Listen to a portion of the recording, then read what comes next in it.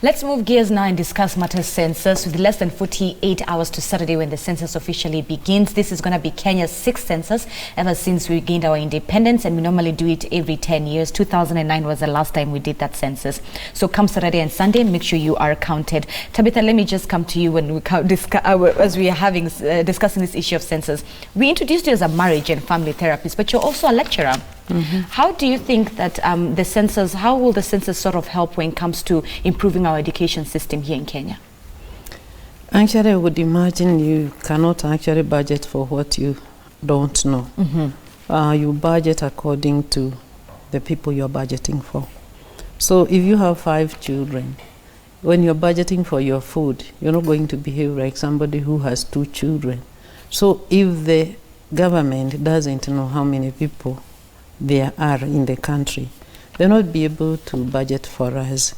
And so it is very, very important that the census are carried out.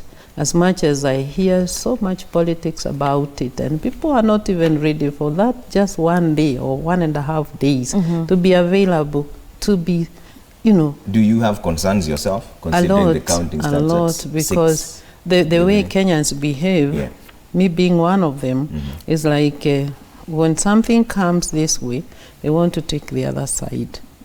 If we were not actually getting the government doing census, they would actually be complaining. When the government comes and says we will do census, they have all sorts of complaints. They feel so inconvenienced, and it is just a one-day business. Do you think this census is necessary, given it's still the same year that we've just done Huduma number as well?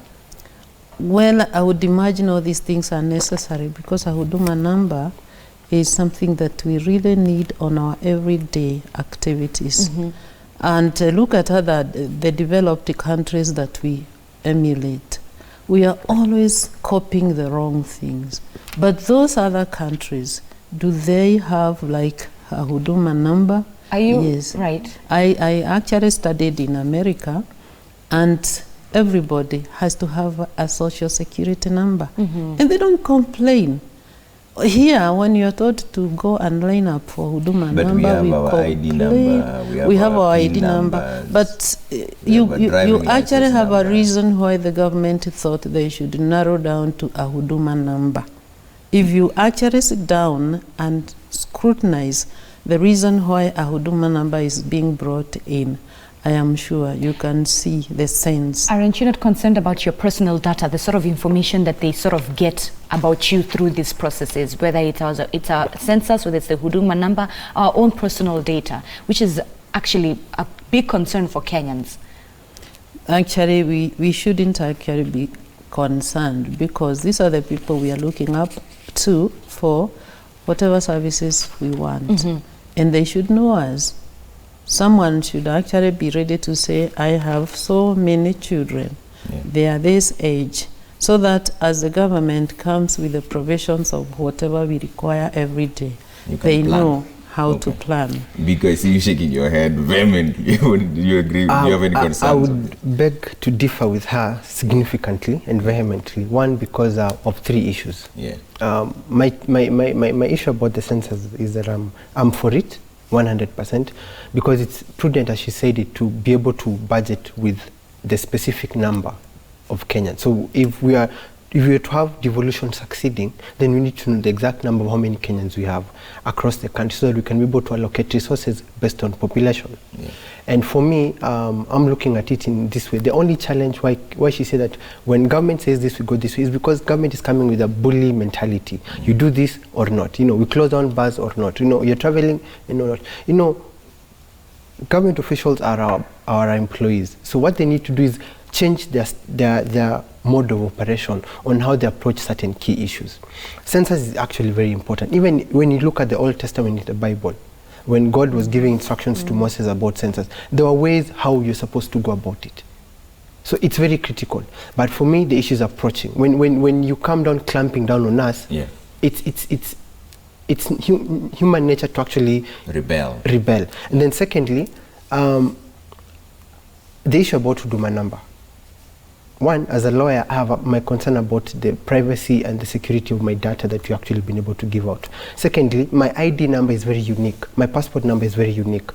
So why am I forced to have an ID number, passport number, PIN, driving license? These are all unique details. Why not amalgamate them into one single aspect? And she talked about the US social security number, which is totally different from Huduma number. Huduma number is actually picked from what the Chinese are doing.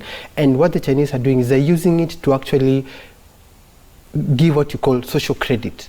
Are you a good citizen? We'll add you 2 points. Are you a bad citizen? Did you have a traffic offense? We'll minus you 3 points. Right. So it's very different from what the Americans have versus what we're actually pushing to have. Yeah. So for me, the issue is, one, amalgamate all these numbers into one unique Huduma number. Then two, pass the law that actually protects my data and make it sure that the access to public information is available for the public. Right. Then we can talk about Huduma number. Until then, I vehemently oppose it, and I will stick to my ID number, and I'm willing to go to court to ensure that my data is actually secure. So maybe perhaps the question that we should be asking about the census is not even how important it is, but can we afford it? 18.5 billion for this census, whereas if you were to compare it with a country like Ethiopia, the second largest country that we have in Kenya in terms of in Africa rather, in terms of population, within their census they're spending less.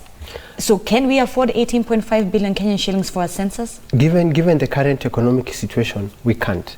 And I forgot to mention that we've just done the Huduma number aspect.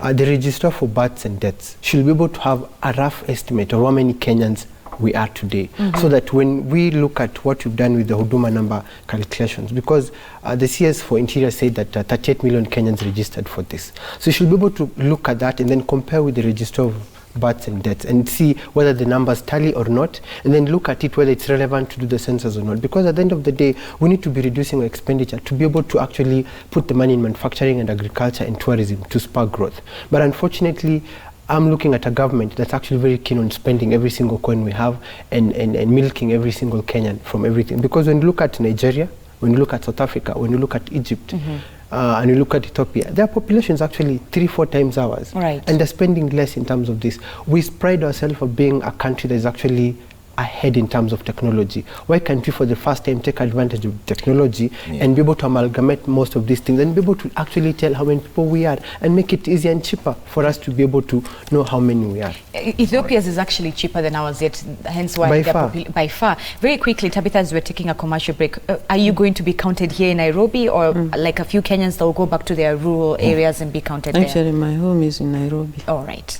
Okay. Straight and direct answer. So let's take a quick break here on Daybreak. When we come back, we delve into that conversation of ours. But can we fit in a tweet one or two? Let's see what you're saying online. Bringing that map so that we have Engineer Lazaro, a very ardent viewer. We should actually invite Engineer Lazaro one of these days. Money in foreign bank accounts double what is in the central bank 5 times. People are supposed to be guiding this nation in a rule of laws, are the worst lawbreakers with impunity.